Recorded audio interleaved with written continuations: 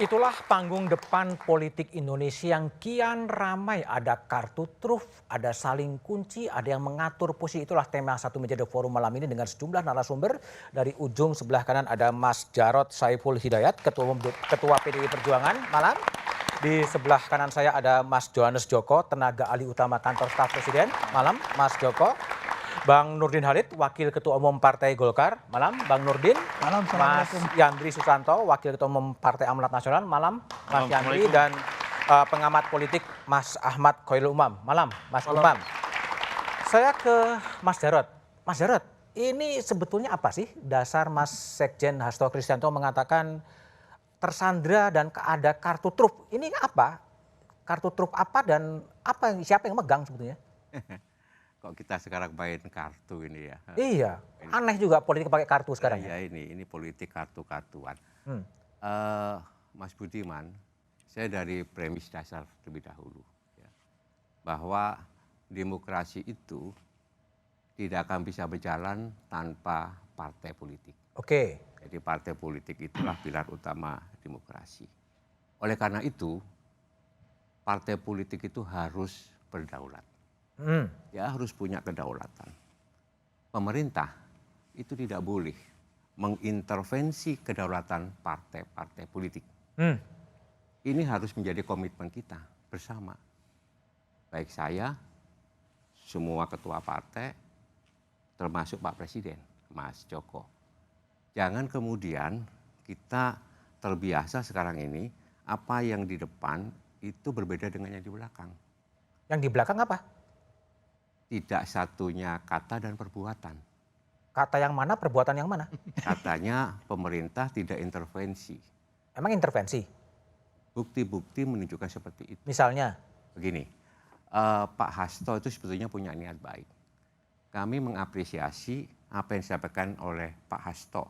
Ya, jangan sampai ya partai diintervensi melalui model penyalahgunaan kewenangan dengan menggunakan politik hukum. Politik hukum? Ya, hukum dijadikan alat kekuasaan untuk mengontrol kekuasaan. Dari hasil penelusuran salah satu majalah mingguan, itu jelas cetowol-wolol. Bagaimana hukum itu digunakan sebagai instrumen untuk menekan kekuasaan. Ini kalau menurut kami, kita itu abuse of power, penyalahgunaan kekuasaan yang luar biasa, dan itu dilakukan secara telanjang.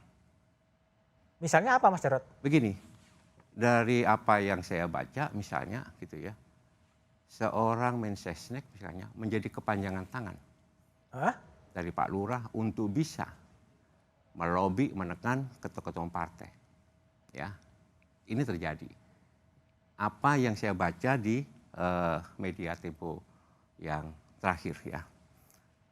Oleh sebab itu, kalau menurut saya, apa yang disampaikan oleh Pak Hasto itu perlu diapresiasi di dalam rangka untuk memperkuat kedaulatan partai politik. Kami itu sangat menghormati Partai Golkar, misalnya Pak Nurdin Halid. Ya. Nah, Partai Golkar itu partai yang besar, yang kuat, yang dibangun dengan sangat sistematis dan mempunyai kader yang luar biasa besarnya. Mempunyai ketua umum Pak Erlangga Hartarto itu Menko Perekonomian yang berhasil. Bisa membawa Indonesia keluar dari pandemi COVID.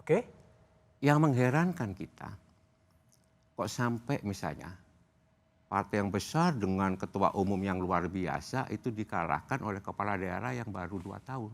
Joko. Artinya apa? Artinya diduga ada tekanan-tekanan ini. Diduga ada tekanan-tekanan ini. Ada lobby-lobby ini. Ya. Termasuk di Partai Amanat Nasional. Kami berkawan baik dengan PAN.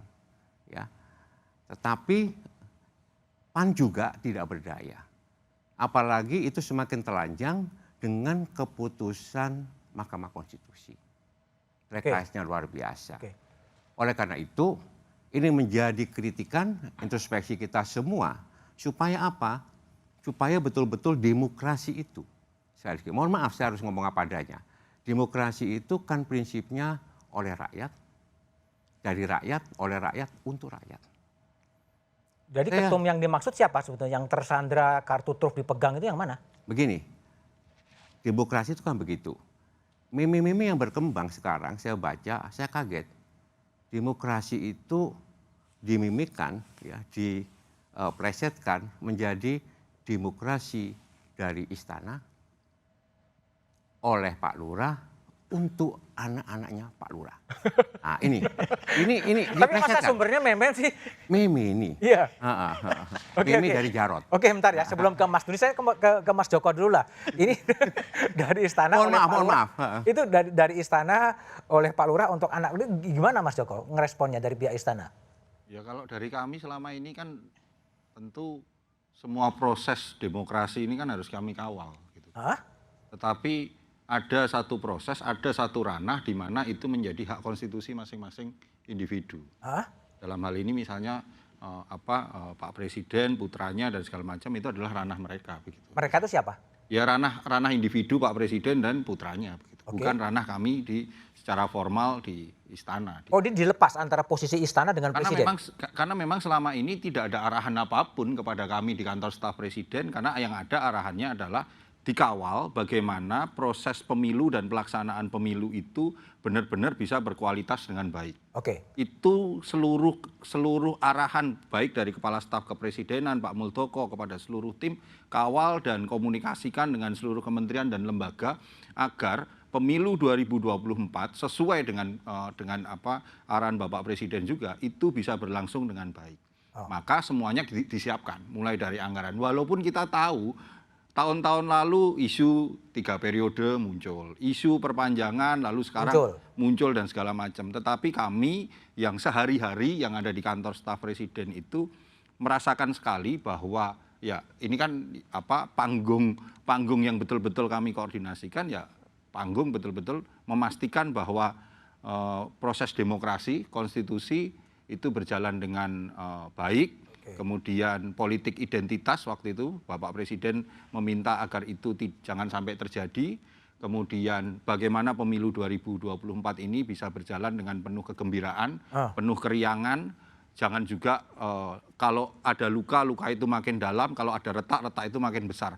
Jangan, karena kenapa? Kondisinya adalah hari ini bangsa Indonesia itu sedang menghadapi satu, dalam konteks geopolitik adalah krisis pangan, krisis energi. Dalam konteks kesempatan ada bonus demografi. Tetapi kita juga menghadapi agenda konstitusi 5 tahunan. Ini yang harus kita Aku minta jawaban Mas Joko pendek ya. 3 periode extended sama sekarang Gibran itu satu linear nggak sih? Kalau menurut kami nggak pernah ada arahan untuk mengamankan itu semua, nggak ada. Oh, nggak ada ya? Arahannya adalah jelas dan clear, pastikan bahwa seluruh perangkat-perangkat yang harus dilakukan untuk pelaksanaan pemilu 2024 itu berjalan dengan baik dan tersiap dengan baik. Baik, oke. Bang Nurdin, tadi kan betul Mas Airlangga atau Golkar itu memang tersandra dengan kartu truf. Jadi begini, demokrasi Indonesia itu dibangun di atas multipartai. Multipartai. Oleh karena itu, demokrasi yang baik adalah perlu ada kejujuran, sportivitas. Kejujuran, sportivitas. Sekalipun itu sulit terjadi karena politik identik dengan kepentingan. Kepentingan identik dengan kekuasaan. Disinilah kemudian dipermainkan oleh lobby-lobby politik. Nah, kalau apa yang dinyatakan sahabat saya, Mas Jarot, bahwa Pak Lurah ada intervensi, ada kartu dan sebagainya. Sebetulnya mudah. Sebab yang dikatakan Pak Lurah itu kan Pak Jokowi. Ya begitu Mas Jarod. Betul. Ya. Itu kan kader partai PDIP kalau nggak salah ya. PDIP. Dan itu petugas partai. Petugas partai. Kalau petugas partai mudah sekali. Tinggal panggil sebagai petugas partai menyampaikan. Kenapa ada tekanan kepada atau mencampuri kedaulatan partai lain. Itu mudah sebetulnya. Dan kali dilakukan oleh PDIP kita support. Dan kita beri apresiasi yang sangat tinggi. Faktanya adalah bahwa Partai Golkar di dalam menetapkan setiap kebijakan, khususnya strategis, itu tidak mudah. Tidak ditetapkan oleh seorang Erlangga Hartarto. Jadi andaikan ini, saya yakin itu tidak benar. Andaikan pun ada kartu truf, dan itu kepada pribadi Pak Erlangga tidak akan mampu membawa pribadinya kepada Partai Golkar. Kenapa? Partai Golkar kolektif, kolegial.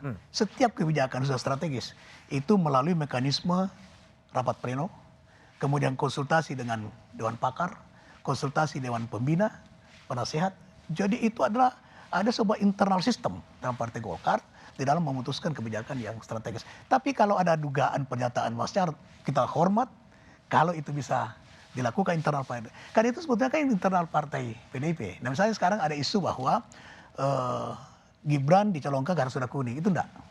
Ya. Jadi Gibran itu belum jadi kuning ya? Tidak jadi kuning. Tetap merah? Sampai sekarang Gibran tetap merah. Tetap merah itu PDIP? PDIP. Belum jadi Golkar? Karena yang merah ini belum menjalankan aturannya. Saya tahu di Mas Jarod itu kan punya aturan yang sangat ketat. Apalagi Ibu Mega saya ikut betul. Bahwa tidak boleh ada main 2 kaki, 3 kaki keluar. Nah, dan aturan di PDIP pasti juga ada aturan bahwa tidak boleh melanggar aturan Munas. Aturan Kongres, maaf. Aturan Kongres. Sama di Golkar. Nah, oleh karena itu maka sebetulnya sangat mudah internal partai PDIP diselesaikan secara internal. Kita nggak boleh campur. Nah, gitu kan? Saya setuju dengan Mas Jarod bahwa kedaulatan partai tidak boleh diintervensi oleh siapapun. Nah, ketika ada dugaan, ini kan dugaan nih, bahwa Pak Lurah mengintervensi, ya PDIP harus meluruskan. Karena itu petugas partai kan? Petugas partai. Nah, kalau petugas partai kan harus ikut yang menugaskan. Tidak boleh melanggar yang menugaskan.